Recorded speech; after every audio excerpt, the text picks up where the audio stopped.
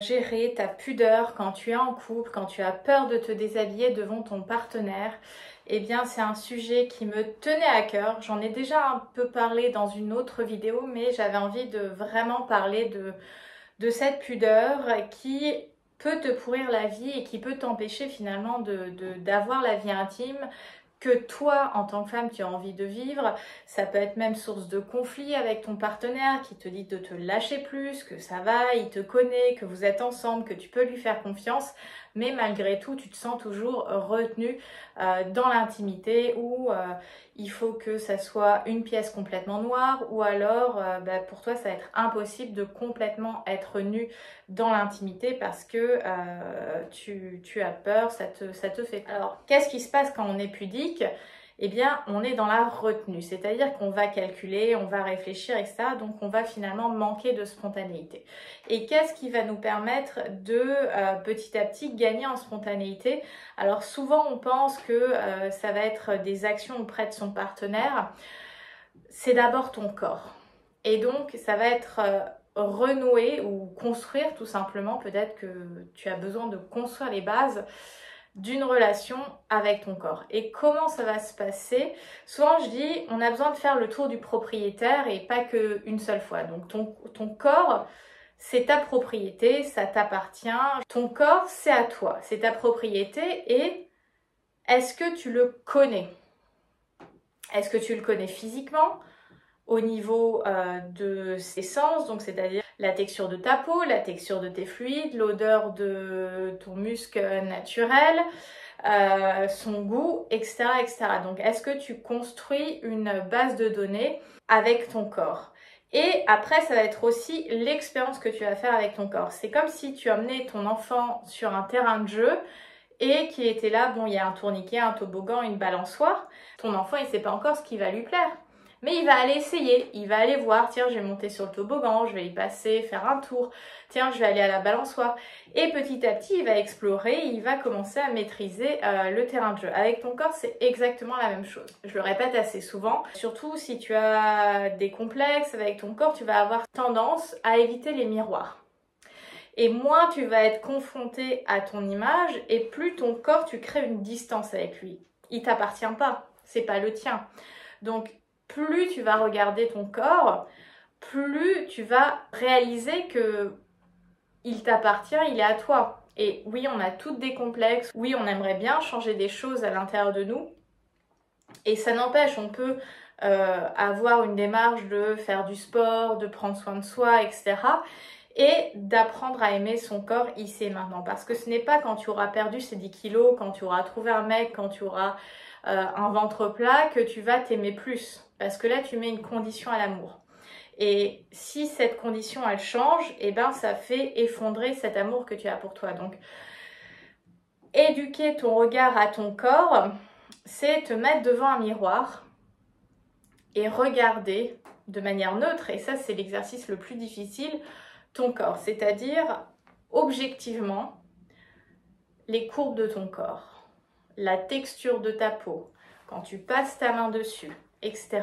Regarder ton corps, ça va te permettre, donc comme je disais, de te l'approprier, finalement de réduire la distance que tu as entre ta tête et ton corps et de commencer à voir la place qu'il prend dans l'espace. Parce que très souvent, on se dit « Oh là là, il est énorme, il est énorme, il est énorme » et on amplifie toujours plus parce qu'on va focaliser sur ses hanches, sur ses cuisses, sur son ventre, sur la cellulite, sur ses seins, sur bref, ses cheveux, qu'importe. Plus tu vas regarder ton corps avec bienveillance et plus tu vas lui parler en disant « Grâce à toi, mon corps, qu'est-ce que je peux faire? Ok, je peux me lever tous les jours, faire mon quotidien, aller au travail, profiter de la vie. Grâce à mon corps, je peux enlacer mes amis, mes enfants, les gens qui me sont chers.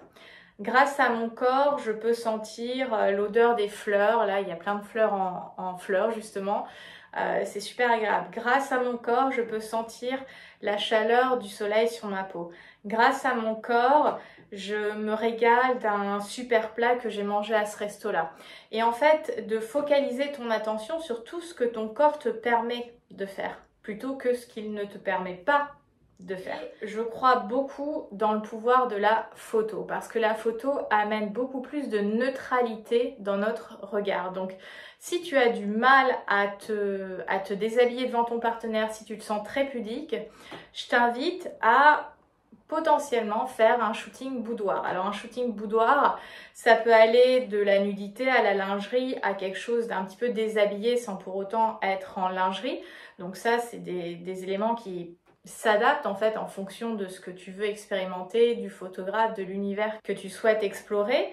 Donc le fait de faire un shooting boudoir, ça va te réconcilier aussi avec la féminité de ton corps. Parce que très souvent, quand on est pudique, c'est qu'on a associé le côté séduction, le côté sensuel à quelque chose soit de mal, de dangereux, de je perds le contrôle de moi-même. Et en fait, le fait de faire de la photo, ça me permet dans un cadre où finalement il n'y a pas de séduction, il n'y a pas un autre homme, à part si le photographe est un homme, mais il y a de plus en plus de femmes qui font ces types de propositions photographiques. Et finalement, d'explorer ta sensualité, ta séduction, tout en te sentant en sécurité parce que tu joues avec toi-même face à un objectif. L'appareil permet de commencer à réexplorer ça, d'avoir un regard plus neutre sur ton corps et aussi voir ton corps sous un autre angle. Parce que généralement, quand on est devant un miroir, on va se regarder de face, on va faire comme ça, mais finalement, on n'a pas tout le jeu de pose, le jeu des regards, parce que quand on est face à un miroir, on va être un peu à froncer les sourcils, etc. Et justement, quand tu te regardes, essaye d'avoir un visage ouvert, d'être open, d'être plutôt sereine, de faire preuve de curiosité, de « Ah tiens, je savais pas que j'avais un grain de beauté à tel endroit de mon corps ». Après, justement, je parlais de cet aspect séduction, sensualité. Je crois beaucoup aussi aux expériences physiques, c'est-à-dire la danse, les massages, la piscine ou tout ce qui est spa, etc. pour être dans un contexte où tu détends ton corps et où tu apprends à bouger avec. Si tu me suis, tu sais que je suis une danseuse et à nouveau, c'est un peu la même idée que le shooting boudoir.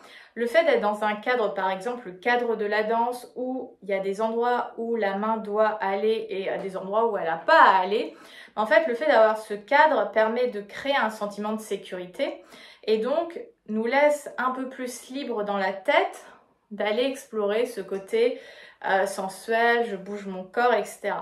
T'as pas forcément besoin d'aller faire des cours. Ça peut être génial de faire des cours, de découvrir une autre activité, de connecter avec d'autres personnes. Tu peux aussi tout simplement mettre des musiques assez sensuelles, un peu érotiques chez toi et t'amuser avec ton corps et commencer à amplifier les mouvements. Parce que très souvent, quand on danse, on a appris, nous les femmes, à se protéger et donc à garder les coudes, tu vois, contre le corps. Et justement, la sensualité, le côté féminin, c'est quelque chose qui va s'amplifier, qui va prendre de l'ampleur de mouvement. Et de faire un peu sa princesse, tu vois. Les princesses, elles, tu vois, elles étaient comme ça et tout.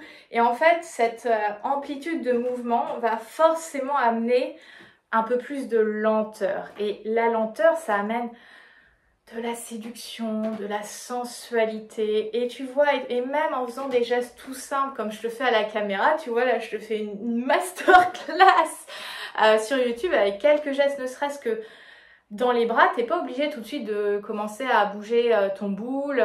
Et ça, c'est super fun, tu vois, mais déjà par étapes, est-ce que, voilà, rien qu'avec ta tête, tes cheveux, tes bras, juste commencer à faire ce type de mouvement parce que ça va venir créer des sensations dans ton corps.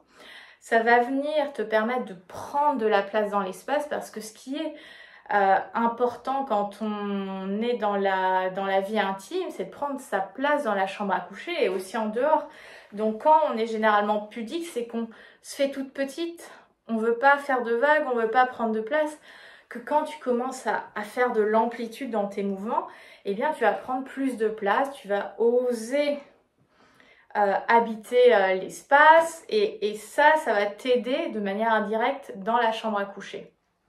Après, ce qui va permettre aussi de prendre un peu ce contre-pied de la pudeur, d'oser plus se déshabiller devant son partenaire, c'est aussi de se créer un contexte.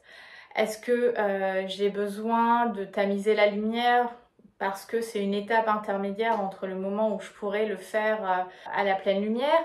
Est-ce que voilà, je conserve un kimono, un petit déshabillé qui me permet à la fois de me sentir femme, de me sentir sensuelle et en même temps de me sécuriser? Je veux dire, on peut aussi voir des étapes. Est-ce que j'ai besoin de certaines odeurs? Est-ce que je suis frileuse et je garde des chaussettes pilou-pilou et ça me permet vraiment de me concentrer sur ce qui est en train de se passer? Et peu importe si c'est glamour ou pas glamour, vraiment de créer le contexte où tu vas pouvoir réellement te pencher sur ton plaisir, sur tes sensations, etc. Et souvent, chez les personnes très pudiques, je constate souvent une grosse culpabilité, voire un dégoût autour de la sexualité auto-érotique, qui ne se résume pas à la masturbation, mais on pense souvent à la masturbation quand il y a peut-être eu un traumatisme ou une expérience douloureuse, quelque chose qui t'a fait souffrir. Dans ce cas-là, je pense que c'est essentiel de se faire accompagner. Et ça, c'est un élément qu'on peut travailler dans l'école du plaisir avec moi. Ou alors, tu peux aller voir un thérapeute en qui tu as confiance. Et c'est après aussi de te recréer une expérience positive avec l'exploration de ton corps. Parce que très souvent, surtout chez les femmes, la masturbation, elle est, même si aujourd'hui on en parle de plus en plus, elle est encore très taboue. Et plutôt que de parler de masturbation, parle de plaisir personnel, de plaisir auto-érotique. Parce que la masturbation, il y a un côté un petit peu passif où c'est juste la zone pubienne que je vais explorer, que quand tu parles de plaisir personnel, de parenthèse ou de plaisir auto-érotique, eh bien là tu viens te créer un univers qui n'appartient qu'à toi. Donc déjà tu as une position beaucoup plus actrice dans l'équation et tu vas pouvoir composer la mélodie avec ce qui te fait sens. Donc est-ce que j'ai déjà envie d'explorer le long de mon corps? Est-ce que j'ai envie d'explorer ma poitrine? Est-ce que j'ai envie d'explorer mes jambes? Est-ce que j'ai envie d'explorer mon poignet, ma nuque, mes lèvres? Et en fait, c'est de voir ça comme une exploration de tu es sur ton terrain de jeu. Et ok, en passant la main, quelles sont les sensations que je vais ressentir? Et en fait, ça va venir te créer et commencer à te faire accumuler des sensations où il y a du plaisir, où il y a de l'ouverture et où il y a de la sécurité, parce que finalement ce n'est plus toi dans une chambre d'enfant qui fait ça entre deux et en culpabilisant sous les couvertures parce qu'on t'a dit que c'était pas bien ou alors il t'est arrivé telle ou telle chose dans ta vie en tant qu'enfant ou ado ou même adulte. Et ça te permet en fait de venir créer un nouveau contexte autour de ce plaisir que tu as le droit de prendre. Donc voilà, c'était des éléments que j'avais envie de te partager autour de la pudeur dans la vie intime, ce qui peut te bloquer et justement te donner déjà des pistes pour retrouver un peu plus de légèreté, de sérénité, de sécurité. Donc j'espère vraiment que tu as aimé cette vidéo. Si tu as envie d'aller plus loin, je t'invite à aller voir cette vidéo sur l'exploration de ton propre plaisir. C'est une vidéo qui fait un peu la suite finalement de ce que je t'ai partagé et qui va plus précisément dans le plaisir auto-érotique, la masturbation. Si tu as aimé cette vidéo, je t'invite également à t'abonner, à liker la vidéo et la partager à une amie qui a peut-être besoin d'entendre ces conseils. Et puis pour toutes les femmes qui souhaitent justement apprendre à s'effeuiller à la lumière et à faire le premier pas vers leur partenaire, et bien tout ça, on le travaille dans l'école du plaisir. Toutes les infos sont en box de description. Je te souhaite une très belle journée, libère ta version fauve et surtout, rugis de plaisir. Bye!